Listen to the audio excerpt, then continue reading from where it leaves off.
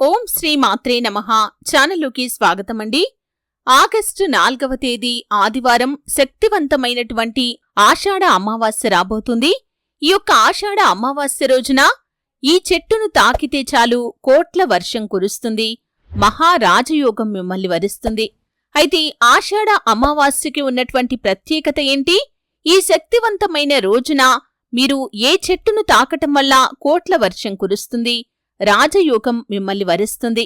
ఈ పూర్తి అంశాలన్నింటి గురించి కూడా ఈరోజు ఈ వీడియోలో వివరంగా తెలుసుకుందాం. వీడియోలోకి వెళ్లే ముందు మా చిన్న రిక్వెస్ట్ ఏంటంటే, ఇంతకు ముందు కనుక మా ఛానల్ని మీరు సబ్స్క్రైబ్ చేసుకోనట్లయితే సబ్స్క్రైబ్ చేసుకోండి. అలాగే పక్కనే ఉన్న గంట సింబల్ మీద ఆల్ అప్డేట్స్ ని క్లిక్ చేయండి. అప్పుడే మేము అప్లోడ్ చేసే ప్రతి వీడియోకి మీకు నోటిఫికేషన్ అనేది వస్తుంది. ఆషాఢ అమావాస్యను భీమ అమావాస్య అని కూడా అంటారు. ఈ ఏడాది ఆషాఢమాసం జూలై 6వ తేదీన ప్రారంభమైంది. ఆగస్టు 4వ తేదీన అమావాస్య వచ్చింది. ఈ రోజుకు చాలా విశిష్టత అనేది కనిపిస్తుంది. అయితే ఈ యొక్క ఆషాఢ అమావాస్యను భీమ అమావాస్య మాత్రమే కాకుండా జ్యోతిర్భీమేశ్వర అమావాస్య అని కూడా పిలుస్తారు. ఈ ఏడాది ఆగస్టు 4వ తేదీ అమావాస్య వచ్చింది, ఆదివారంతో కలిసి వచ్చింది. కాబట్టి ఈ రోజుకు మరింత ప్రత్యేకత అనేది కనిపిస్తుంది. ఆషాఢ మాసం ఆదివారం అనేది చాలా పవర్ఫుల్ అని పండితులు కూడా చెబుతున్నారు. హిందూ మత గ్రంథాల ప్రకారం ఆషాఢ అమావాస్య రోజు పితృతర్పణాలు ఇస్తారు. ఇలా చేయటం వల్ల పితృదేవతల ఆత్మకు శాంతి చేకూరుతుందని, తద్వారా వంశవృద్ధి జరుగుతుందని చెబుతూ ఉంటారు. ఈరోజు పవిత్ర స్థలాలను సందర్శించి నదీ స్నానం ఆచరించి పిండ ప్రదానాలు కూడా చేస్తారు. ఈరోజు పెద్దల పేరుతో చేసే దాన ధర్మాల వల్ల వారికి జనన మరణ చక్రం నుంచి విముక్తి లభించి మోక్షాన్ని వారు పొందుకుంటారు. అయితే ఆగస్టు 3 శనివారం మధ్యాహ్నం 3:30 గంటలకు అమావాస్య ఘడియలు ప్రారంభమై ఆగస్టు 4 ఆదివారం మధ్యాహ్నం 3:54 వరకు ఉన్నాయి. పితృదేవతలకు తర్పణాలు విడుస్తారు. కాబట్టి సూర్యోదయానికి అమావాస్య ఉన్న రోజే పరిగణలోకి తీసుకోవాలి. అంటే ఆగస్టు 4న ఆషాఢ అమావాస్య వచ్చింది. అయితే ఈ రోజున పవిత్ర నదుల్లో స్నానం చేసిన వారికి మహాపుణ్య ఫలం దక్కుతుంది. పితృపూజ చేసి తర్పణాలు విడిచిపెట్టి అర్హులైన బ్రాహ్మణులకు అన్నదానం, వస్త్రదానం చేయాలి. అనంతరం పేదలకు, అభాగ్యులకి దాన ధర్మాలు చేస్తే కనుక పితృదేవతల ఆశీస్సులు మీపై ఎల్లవేళలా ఉంటాయి.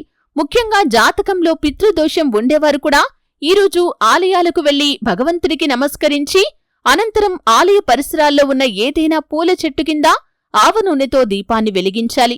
అలాగే ఈరోజు ఇంట్లో దేవుడి మందిరం దగ్గర పీఠంపై ఎర్రటి వస్త్రాన్ని ఉంచండి. దానిపై శివ పార్వతుల ఫోటో పెట్టి పూజ చేయండి.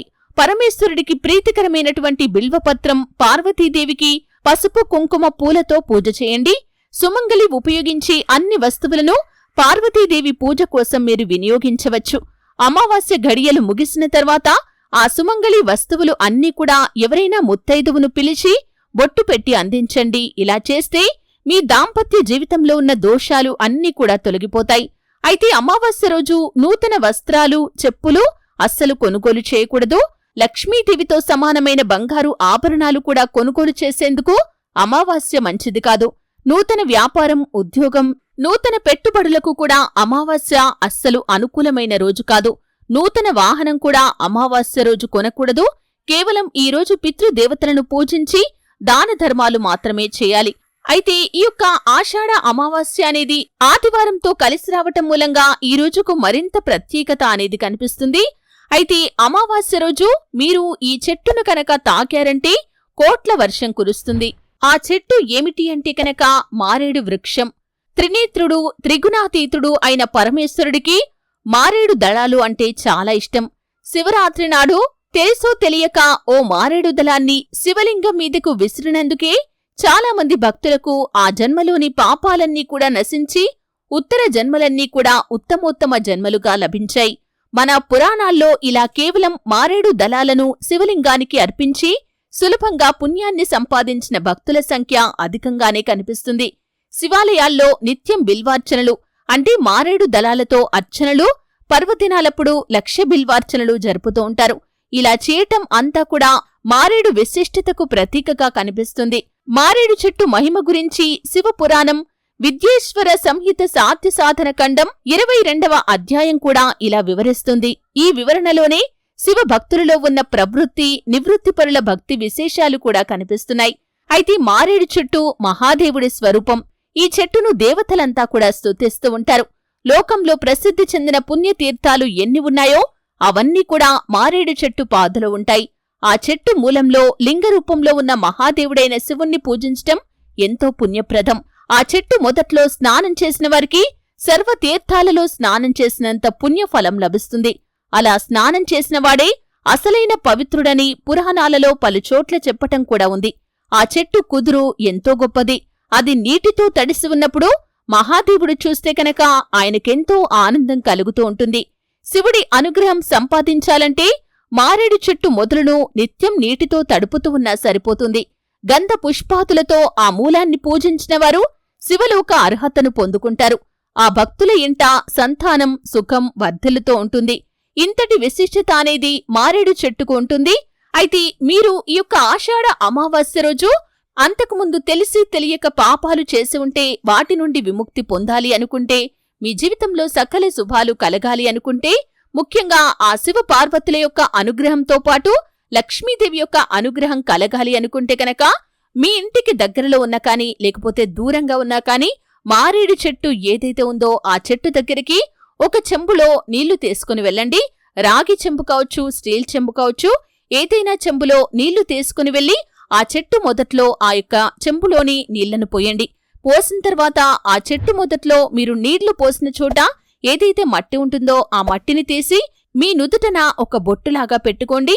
ఆ తర్వాత మారేడు చెట్టు చుట్టూ 3 ప్రదక్షిణలు చేసి చెట్టు మొదట్లో ఒకసారి తాకి మీరు మనసులో మీ యొక్క సంకల్పాన్ని చెప్పుకోండి. మీ ఇంట్లో ఉన్నటువంటి దరిద్ర బాధలు, దుఃఖాలు, కష్టాలు అన్నీ కూడా తొలగిపోవాలని, మీ ఇంట్లో ఎటువంటి సమస్యలైతే ఉన్నాయో ఆ సమస్యలకి పరిష్కారం దొరకాలని, ఈ విధంగా మనస్సులో ఉన్నటువంటి బాధలన్నీ కూడా మీరు తల్లిదండ్రులతో ఏ విధంగా అయితే మీ యొక్క కష్టాలు పంచుకుంటారో, అలాగే ఆ పరమాత్ముడితో ఏ విధంగా అయితే మీరు మీ యొక్క కష్టాలు చెప్పుకుంటారో, అమ్మవారితో ఏ విధంగా అయితే మీ యొక్క కష్టాలు చెప్పుకుంటారో, అదేవిధంగా చెట్టును అమ్మవారి స్వరూపంగా భావించి మీ మనసులో ఉన్నటువంటి బాధలు, కష్టాలు అన్నీ కూడా చెప్పుకొని ఆర్థిక పురోగతి మీకు కావాలని మీ మనసులో సంకల్పం చెప్పుకొని, అలాగే చెట్టు దగ్గర మీరు నువ్వుల నూనెతో దీపాన్ని వెలిగించండి. ఈ విధంగా కనుక మీరు చేశారంటే ఖచ్చితంగా మీ జీవితంలో మీకున్నటువంటి దరిద్ర బాధలు, దుఃఖాలు, కష్టాలు అన్నింటి నుండి కూడా విముక్తి లభించడంతో పాటు ఆర్థికంగా కూడా గణనీయమైన పురోగతిని మీరు సాధించగలుగుతారు. మీ యొక్క వృత్తి జీవితంలో సమస్యలు ఉన్నాయా? ఉద్యోగ జీవితంలో సమస్యలు ఉన్నాయా? వ్యాపార జీవితంలో సమస్యలు ఉన్నాయా? లేకపోతే మీకు ఎటువంటి అవకాశాలు రావాలని మీరు కోరుకుంటున్నారో అటువంటి అవకాశాలు రావటం, ఈ విధంగా మీకున్న ప్రతి కోరిక తీరే అవకాశాలు కూడా మెరుగుపడతాయి. ఆర్థికంగా కూడా గణనీయమైన పురోగతిని సాధించగలుగుతారు. కోట్ల వర్షం కురుస్తుంది. మహారాజయోగం మిమ్మల్ని వరిస్తుంది. ఆ శివ పార్వతుల యొక్క అనుగ్రహంతో పాటు ఆ శ్రీ మహాలక్ష్మీదేవి యొక్క అనుగ్రహం కూడా ఎల్లవేళలా మీకు తోడుగా ఉండి మీ జీవితాన్ని అభివృద్ధి పథంలోకి తీసుకుని వెళ్తుంది. చూశారు కదండి, ఆగస్టు 4వ తేదీన వస్తున్నటువంటి ఆదివారం అత్యంత శక్తివంతమైన ఆషాఢ అమావాస్య రోజున ఏ చెట్టును తాకితే కోట్ల వర్షం కురుస్తుంది, మహారాజయోగం వరిస్తుంది. ఈ పూర్తి వివరాలు అన్నీ కూడా తెలుసుకున్నారు. వీడియో నచ్చితే ఖచ్చితంగా లైక్ చేయండి. మరిన్ని మంచి మంచి వీడియోల కోసం ఇప్పుడే మా ఛానల్ని సబ్స్క్రైబ్ చేసుకోండి.